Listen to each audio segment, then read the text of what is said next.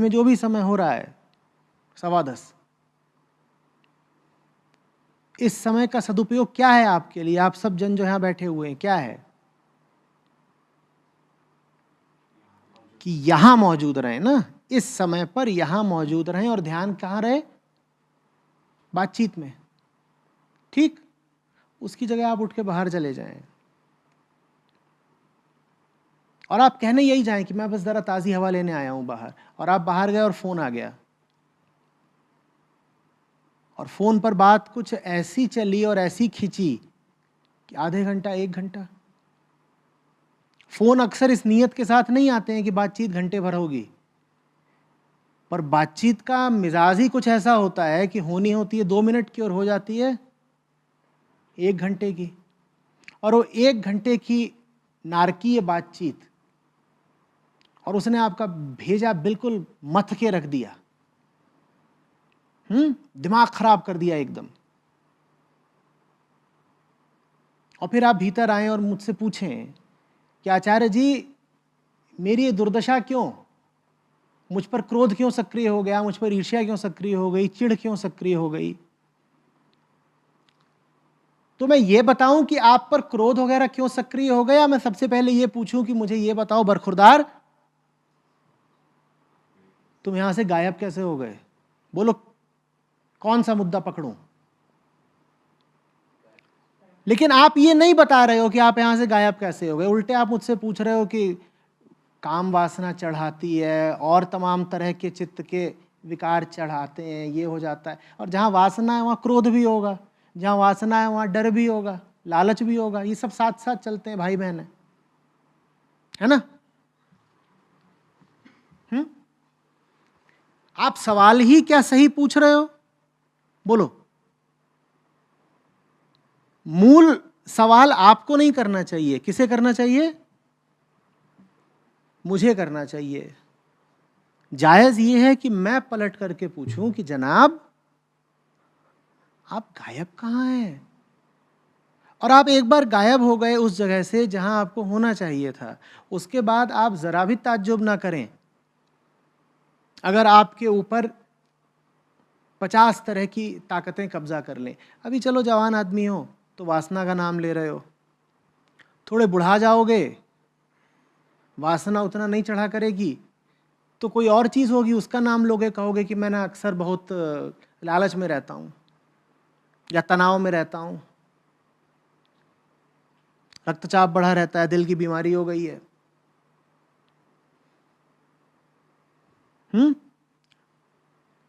Diabetes हो गया है। अब मैं ये देखूं कि आप अपनी बीमारियां क्या बता रहे हो, या ये देखूं कि जो जगह स्वास्थ्य की थी वहां से तुम हटे क्यों? अभी मैंने बीच में कहा था ना कि पता नहीं काम वासना को बीमारी कह सकते हैं या नहीं कह सकते हैं। कहा था ना कि काम वासना को मैं निश्चित नहीं हूं कि बीमारी कहा ही जा सकता है। उसकी वजह है, वजह यह है कि ये सब चीजें शरीर की हैं और शरीर आपका संस्कारित है इन चीजों में उद्यत होने के लिए, उद्यत होने के लिए, इन्वॉल्व होने के लिए।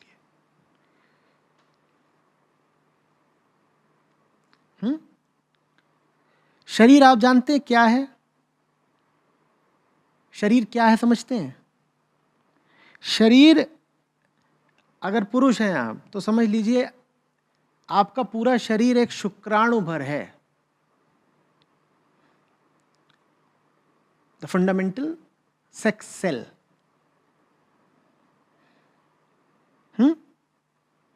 स्त्री हैं आप तो कह लीजिए कि पूरा शरीर एक अंडाणु भर है, again the fundamental unit of sexual existence, sex cell. अब आप कहेंगे वो तो इतने से होते हैं,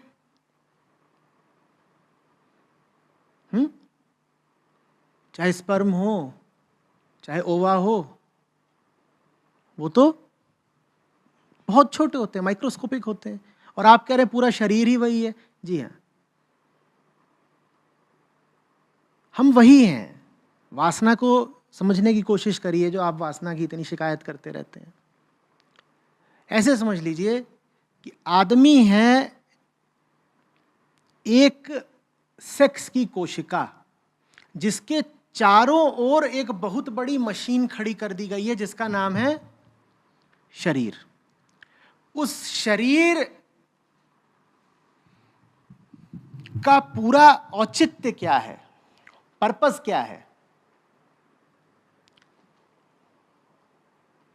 एक केंद्रीय कोशिका है, सेक्स सेल है, और उसके चारों ओर एक मांस का और हड्डी का और खून का बड़ा तंत्र खड़ा कर दिया गया है, 60 किलो का, 80 किलो का। ये जो पूरा तंत्र है, उसका उद्देश्य क्या है? सिर्फ उस कोशिका की सुरक्षा और उस कोशिका का संवर्धन। The entire physical system exists just for the sake of that single sex cell. ये इंसान है, ये इंसान की देह है। ये नाक आपकी किस लिए है? आपको लगता है कि ये सांस लेने के लिए? नहीं, ये सांस लेने के लिए नहीं है। ये आपका डीएनए बचाए रखने के लिए है। ये फेफड़े किस लिए हैं? ये इसलिए है कि खून को ऑक्सीजन पहुंचाएं। वो सतही बात है कि फेफड़े खून को ऑक्सीजन पहुंचाने के लिए हैं। वास्तव में फेफड़े किस लिए हैं? आपका डीएनए बचाए रखने के लिए। ये बाजू किस लिए हैं? आप कहेंगे ये तो चीजें उठाने के लिए हैं, कुछ खाने के लिए, कुछ पकड़ने के लिए हैं। वो सतही बात है। असली बात है कि ये है आपकी उस सेक्स सेल को बचाने के लिए। तो ये पूरा शरीर गुलाम है, और बादशाह कौन है? वो जो सेंट्रल सेक्सुअल पॉइंट है, वो बादशाह है, और उसके चारों ओर ये जो 80 किलो का पिंड है, ये उसका क्या है? गुलाम भर है। हम बने ही ऐसे हैं, हमें बनाया ही ऐसा गया है। ये पूरी व्यवस्था चल ही रही है सिर्फ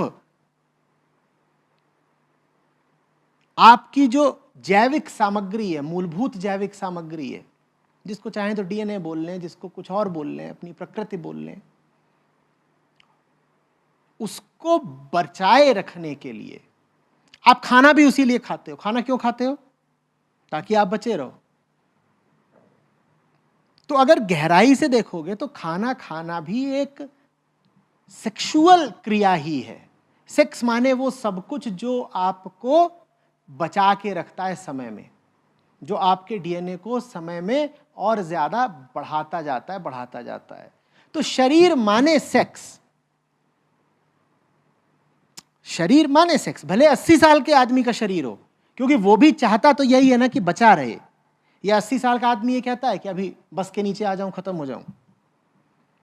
80 साल का आदमी भी खाना पीना खाता है कि नहीं खाता है? वो भी जिंदा रहना चाहता है ना। 99 साल का आदमी भी खाना पीना खाता है, जिंदा रहना चाहता है ना। ये सब वही मूलभूत ऊर्जा है काम की। प्रकृति चाहती है कि तुम बचे रहो। तुम्हारी पूरी व्यवस्था लगी पड़ी है यही करने में कि वो जो बीच में बादशाह बनकर बैठी हुई है सेक्स सेल, उसकी रक्षा करे और उसको बढ़ने में मदद करे। ये शरीर के इरादे हैं। अब मैं पूछना चाहता हूं आपसे, शरीर को हक है या नहीं अपने इरादे पूरे करने का? बोलिए बोलिए। खाना पीना शरीर का इरादा होता है, आप कभी आपत्ति तो करते नहीं। बुरा भी आप मानते हो तो किसको मानते हो? आप काम वासना को बुरा मानते हो। आप क्षुधा और तृष्णा को बुरा क्यों नहीं मानते? भूख और प्यास को बुरा क्यों नहीं मानते? जबकि मूलभूत रूप से काम वासना का और भूख प्यास का उद्देश्य एक ही है। क्या? आपके डीएनए को बचा के रखना। दोनों यही काम करते हैं। शरीर जो कुछ भी कर रहा है वो एक ही उद्देश्य से कर रहा है। कि आपका जेनेटिक मटेरियल बचा भी रहे और बढ़ता रहे, मल्टीप्लाई होता रहे। शरीर बस यही चाहता है। आपकी आंखें भी इसीलिए हैं, आपकी नाक भी इसीलिए है, कान भी इसीलिए, त्वचा भी इसीलिए है, कद इसीलिए है, शरीर का एक एक अंग इसीलिए है बस। अब हम शरीर को बोलो कितना दोष दें, खाल उधेड़ दे शरीर की, अरे खाल भी उसी लिए है। आप अपने आप को अगर ये भी बोलोगे कि खाल खींच लूंगा अगर सेक्स की बात करी, तो शरीर बोलेगा खाल भी और किस लिए, खाल भी इसीलिए है। खाल किस लिए होती है पता है ना? ताकि अंदर के जो ऑर्गन्स हैं वो बाहरी प्रभावों से बचे रहें। क्या क्या क्या होता रहे उनका? बाहरी प्रभावों से बचे रहे। ओहो, बचे रहे, यही तो काम है शरीर का। क्या करना? बचे रहना, सिक्योरिटी। यही चीज तलाशता रहता है शरीर हर समय। तो जिसको आप अपनी सेक्सुअल अर्ज बोलते हैं वो भी बिल्कुल वैसी ही है जैसे सांस लेने की कोशिश, जैसे खाना खाने की कोशिश, जैसे देखने की कोशिश, जैसे सुनने की कोशिश। देखना भी क्या है, जो नहीं देख पाते उनके जिंदा रहने की संभावना कम हो जाती है ना। तो आंखें इसीलिए हैं ताकि शरीर बचा रहे। बात समझ रहे हो? अगर आपकी आंखें फूट जाएं तो आपके जिंदा रहने की संभावना कम हो जाएगी या बढ़ जाएगी? अगर इसी तरह आपके कान खराब हो जाएं तो आपकी जिंदा रहने की संभावना कम हो जाएगी या बढ़ जाएगी? तो ये सब कुछ जो है इस व्यवस्था में वो इसीलिए है कि आपका जेनेटिक मटेरियल बचा रहे। और ये व्यवस्था मैं कह रहा हूं हकदार है अपने आप को बचाने की। हम होते कौन है उससे हक छीनने वाला उसका? तो जल्दी से काम वासना को दोषी मत ठहरा दिया करिए। अगर काम वासना दोषी है तो मैं यहां से उठा करके अभी जो पानी पीऊंगा, मैंने भी बहुत दोष का काम कर दिया, क्योंकि ये पानी भी मैं क्यों पी रहा हूं भैया? गला तर करने को। ना पीऊं पानी, अभी ना पीऊं, 2 दिन और ना पीऊं तो क्या हो जाएगा? आचार्य जी को श्रद्धांजलि दी जाएगी तीसरे दिन शिविर के, है ना? शरीर को हक है खाना मांगने का, छाया मांगने का, सेक्स मांगने का, क्योंकि शरीर के पास कोई विकल्प ही नहीं है। शरीर संस्कारित ही इसी तरीके से है। शरीर एक मशीन मात्र है और जिस मशीन का उद्देश्य है उसके भीतर बैठे सेक्स सेल की रक्षा करना और उसे आगे बढ़ाना, ये शरीर का काम है। ये शरीर का काम है। बात आ रही है समझ में? तो ये बता दो, खत्म हुआ। अब बात आती है कि ये तो शरीर का काम है। जो जो काम शरीर करता है उससे आपको शांति मिल जाती है क्या? शरीर अपने इरादों पर चलता रहता है तो आप शांत रह लेते हो क्या? उससे आपको कुछ मिलता है? अगर जो कुछ शरीर चाहता है वो करके ही आपको शांति मिलती होती तो आप कपड़े क्यों पहनते? पैदा तो कोई कपड़ों के साथ नहीं होता। आप जो कुछ भी ऐसा कर रहे हैं जो जंगल से आगे का है वो आप क्यों कर रहे हैं बोलिए? जंगल में ना भाषा होती है, न विज्ञान होता है, न अध्यात्म होता है, न सभ्यता, न संस्कृति। इंसान ये सब क्यों कर रहा है? इनकी मांग शरीर तो करता नहीं। शरीर को संस्कृति से कोई लेना देना बोलिए? शरीर को नैतिकता या अध्यात्म से कुछ लेना देना? आपको भूख लगी है, आप किसी का चुरा के खा लें, इससे शरीर को कोई आपत्ति होने वाली है? शरीर की कोई बात नहीं।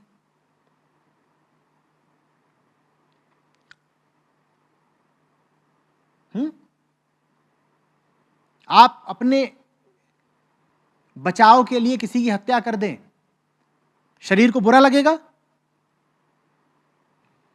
आपको ठंड लग रही है, अपनी ठंड मिटाने के लिए आप एक जानवर को मार के उसकी खाल ओढ़ लें, शरीर को बुरा लगेगा?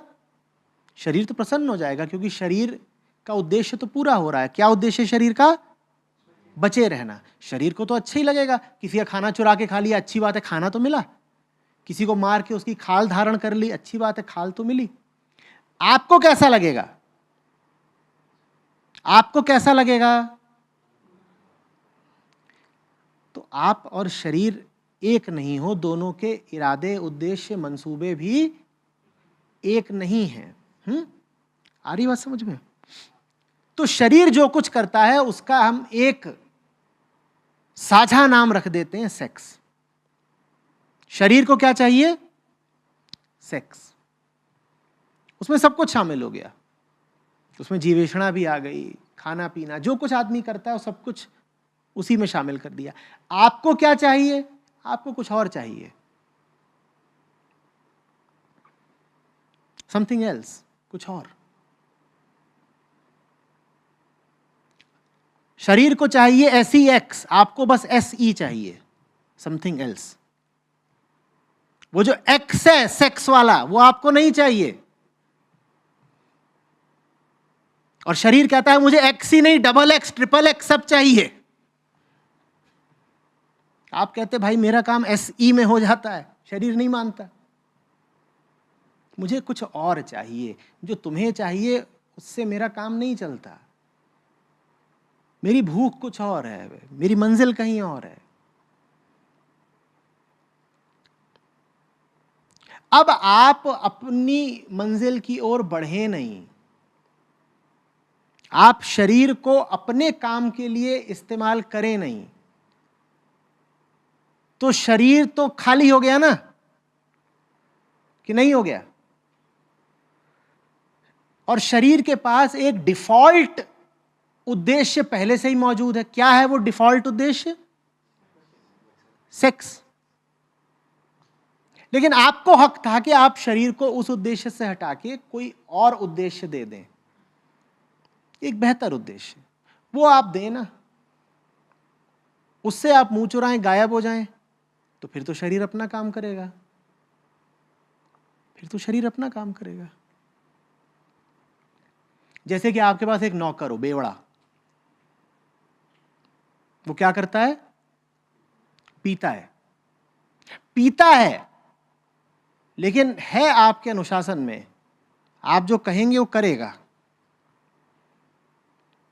लेकिन वो करेगा तभी जब आप उसके साथ लगकर करवाएंगे। ऐसे नौकर देखे हैं ना, उनके साथ लगकर करवाओ तो कितना भी काम कर दें। घरों में भी होते हैं, दफ्तरों में भी होते हैं। और नौकर से मेरा आशय वही नहीं जो शारीरिक श्रम करता हो, कोई भी व्यक्ति जो कोई भी काम करता हो, देखिए ना ऐसे लोग, उनके साथ बैठ के करवाओ तो सब कुछ कर देंगे, उनको छोड़ दो तो फिर वो वही करेंगे जो उनका मन करता है। इस बेवड़े को छोड़ दो तो ये क्या करेगा? ये पिएगा।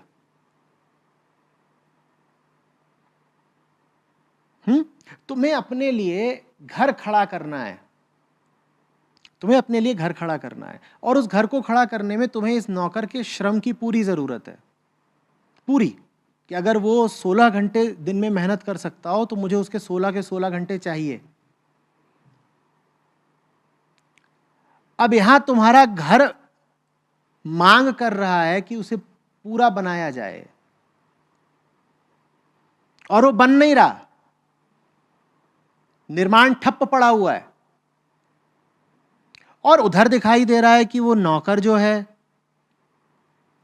वो बेवड़ा बिल्कुल हुआ जा रहा है, टुन्न पी पी करके।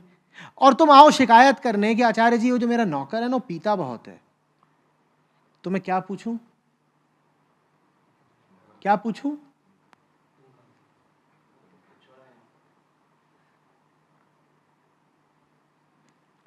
बेटा तुम अगर काम कर रहे होते ना सही, तो नौकर भी तुम्हारे साथ काम कर रहा होता और उसे पीने की फुर्सत नहीं मिलती। नौकर अगर पी रहा है तो इसमें मक्कारी फिर नौकर की नहीं है, तुम्हारी है। लोग काम वासना को ऐसे आते हैं अपराधी साबित करने, आचार्य जी ये काम वासना बहुत सताती है।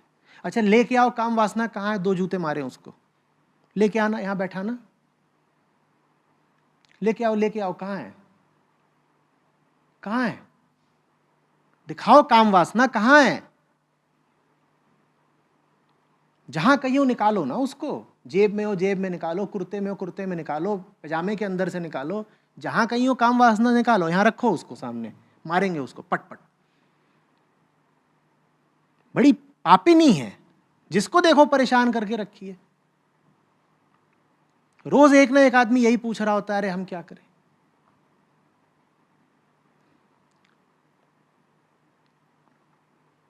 आपसे बाहर की चीज है, नौकर है आपकी। आपने काम किया होता तो वो आपके साथ लग करके कोई सृजनात्मक काम कर जाती। यही काम वासना सृजनात्मक काम कर जाती, आपका घर बन रहा है, आपके भवन का निर्माण कर जाती। पर जब आपको ही मतलब नहीं है अपना घर बनाने से, तो काम वासना फिर बिल्कुल बेकाबू होकर के घूम रही है, दुनिया को रौंद रही है। ये चल रहा है। जो सही जिंदगी जीते हैं, एक बात समझिएगा अच्छे से, उनकी वासना मर नहीं जाती, उनकी वासना भी समर्पित हो जाती है उनके काम को। वो बेवड़े नौकर को मार थोड़ी डालना है कि पी ज्यादा रहा है जाके गोली मार दी। अरे ऊर्जा तो उसी से आनी है ना, बाजुओं में तो उसी के दम है। सारी ऊर्जा कहां से आती है? उसी से आती है, उसी नौकर से। तुम उसको मार दोगे तो भवन का निर्माण कैसे होगा? उसे मार नहीं देना है, उसे सही काम में लगा देना है। सही काम में लेकिन नौकर तब लगेगा जब पहले तुम लगोगे भैया। नहीं तो वो तो संस्कारित है पीने के लिए। भूलना नहीं कि ये पूरा का पूरा शरीर क्या है, एक संस्कारित मशीन है जिसका काम है सिर्फ और सिर्फ सेक्स। और जब हम कह रहे हैं सेक्स, तो सेक्स का मतलब है सब कुछ, पूरे तरीके से अपने आप को बचाना। जब हम कह रहे हैं सेक्स, तो सेक्स का मतलब है खाना पीना, उठना बैठना, जो कुछ भी एक इंसान आमतौर पे करता नजर आता है, वो सब सेक्सुअल एनर्जी का ही रूप है।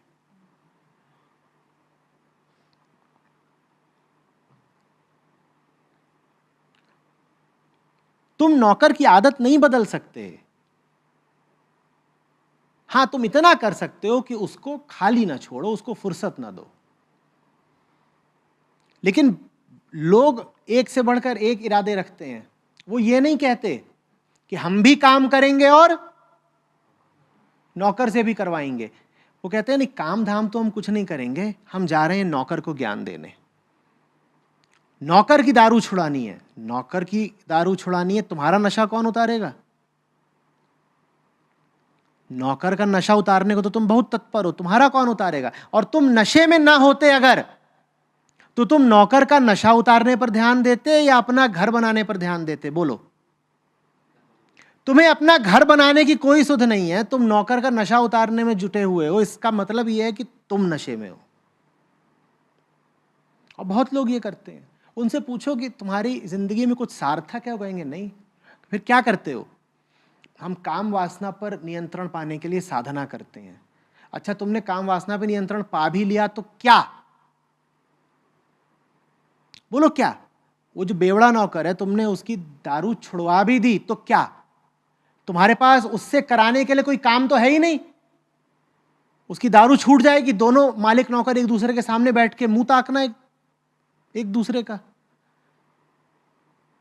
नौकर और खींच जाएगा, कहेगा पहले कम से कम इतना तो काम था कि पीते थे, अब तुमने बोतल तो हमारी छुड़वा दी और काम तुम्हारे पास कुछ है ही नहीं मालिक साहब। ना तुम्हारे पास कोई काम है, ना तुम हमें कोई काम दे सकते हो। अब तुम्हारा थोबड़ा देखे दिन भर। भाई, जो शरीर लगा रहता है सेक्स में, उसको कुछ काम तो मिला हुआ है ना? क्या काम मिला हुआ है कि दिन रात सेक्स के पीछे भागो? तुमने मान लो कोई जोड़ तोड़ लगा करके, बड़े ध्यानी हैं, बड़े योगी हैं, बड़ी विधियां लगाई, किसी तरीके से तुमने, हो सकता है कोई मेडिकल सर्जरी करा ली,